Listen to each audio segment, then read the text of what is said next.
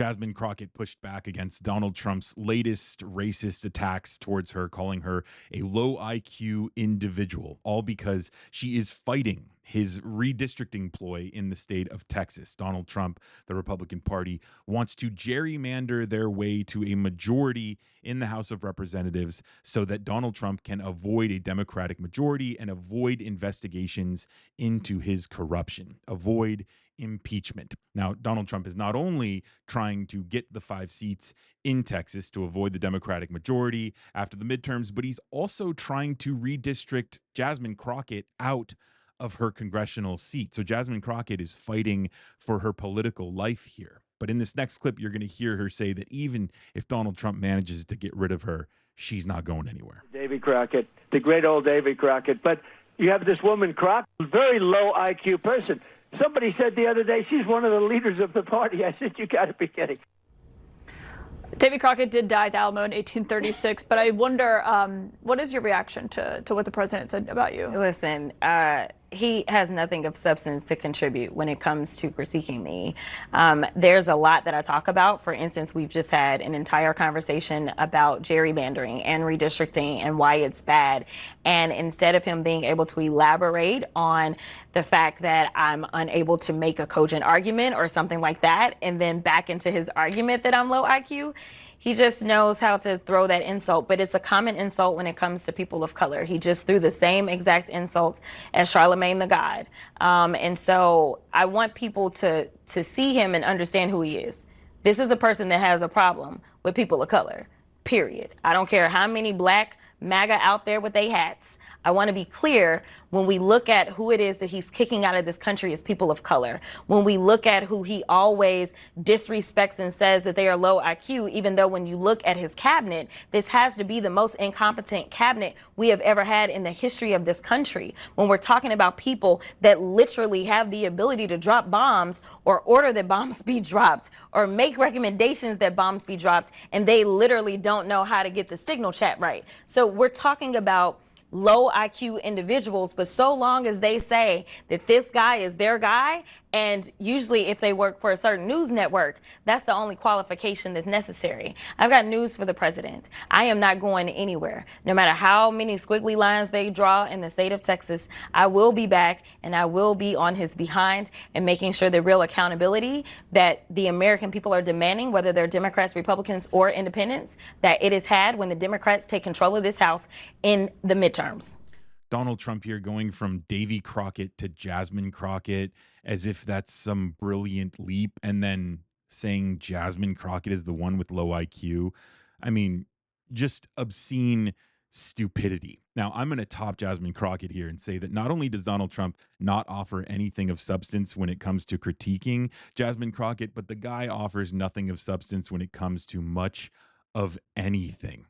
Now, Jasmine Crockett also brought up Donald Trump being low IQ, but also having a low IQ cabinet. Now, she didn't name Pete Hegseth by name, but she brought up the Signal chat scandal in which Pete Hegseth, the alcoholic defense secretary, texted war plans to a reporter before the military operation took place, which is just, again, obscenely stupid. Now, the recent racist attacks against Jasmine Crockett weren't Donald Trump's only racist comments in the past few days. Listen to how he spoke about farm laborers in a recent interview. To their country with a pass back in legally, and we're doing things that are very difficult to do and very complex, but it works really well. We're sending them back, and then they're schooling, they're learning, they're coming in legally. We have a lot of that going on.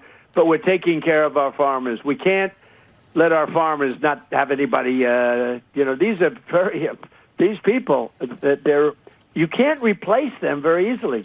People that live in the inner city are not doing that work. They're just not doing that work. And they've tried. We've tried. Everybody tried.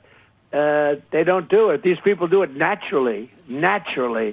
I said, what happens if they get it to a farmer the other day? What happens if they get a bad back? He said, they don't get a bad back, sir, because if they get a bad back, they die. I said, that's interesting, isn't it?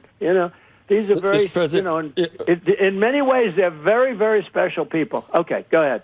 No, okay. Not only is Donald Trump incredibly racist in that clip, talking about how these farm laborers have naturally strong backs as if they're made to work in these fields, he also showed us just how much of a sociopath he is when he talked about a conversation he had with a farmer. And he asked the farmer, what happens if they get a bad back? And the farmer said, well, they die. And Trump's response was, interesting. Now, if you ask anyone in Donald Trump's orbit or any of his mega voters and supporters, they'll say Donald Trump isn't racist. He's an angel. He was sent by God to save the country, to which many of us should laugh at that, which makes this next clip of Laura Trump trying to make that claim on the Charlemagne the God radio show quite the watch.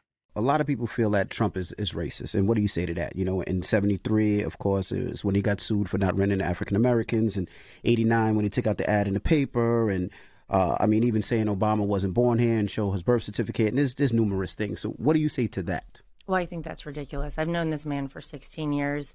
And, you know, you can go to each of those incidents and, you know, there was never any proof of anything with the houses that you're talking about. He settled out for that, though, yeah, right? they settled that. And there was no admission of anything there. You know, Central Park 5, there were so many people. You had a Democrat, DA who prosecuted the guys, and they admitted to it.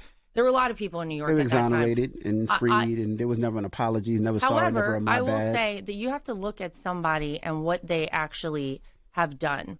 And Donald Trump really was very beneficial to the black community when he was in the White House. I will say I've never seen this man say a racist thing. I think the attacks are fairly... Why is that funny, Charlemagne? I'm just laughing. It's hysterical. But I mean, no, Charlemagne, people act listen. like there's no such thing as Google or we don't have TV. Charlemagne the God there chuckling at Donald Trump's daughter-in-law, claiming she's never seen him say a racist thing, when literally just this week we've seen it twice. And that's out in the open. That's in public interviews. So who knows what he's saying behind closed doors. And going back to Jasmine Crockett's critique of Donald Trump, that not only is he low IQ, but he's surrounded by a low IQ cabinet. I mean, it's very clear that Donald Trump is a racist who's surrounded himself by racists. That's how these people can continue to live with themselves day to day. They don't get pushback. They don't get people criticizing them. And when they do get people like Jasmine Crockett standing in their way, they try to tear them down, but it only exposes themselves more. So let me know what your thoughts are. Let me know what your comments are and your reflections are down in the comments below. Be sure to like this video and subscribe to Reflect Politics. We are almost at 200,000 subscribers, but we need to be growing much, much faster than we are, so that we can continue to grow this resistance, continue to grow a movement that is reflecting on these moments that are critical to our nation's history, our nation's timeline. Set us up for a better timeline down the road. So thanks for watching, thanks for liking, thanks for subscribing, and I will see you in the next video.